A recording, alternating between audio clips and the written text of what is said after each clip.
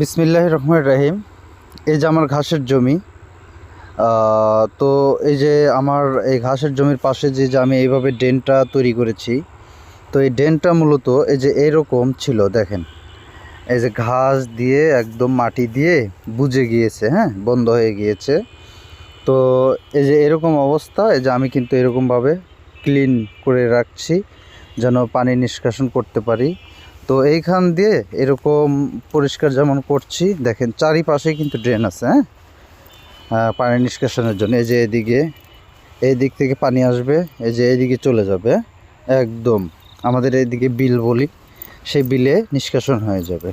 এরকম আমার জমির চারিপাশেই কিন্তু এরকম আমি ড্রেন তৈরি করে রেখেছি। আপনাদেরকে দেখাই, এই দেখেন, এই যে এই দিকটায় দেখেন আমি চারপাশে কিন্তু ড্রেন তৈরি করে রেখেছি। এটা আমার জমিতে এবং আমার নিজ জায়গায় আমি এই কাজটা করেছি।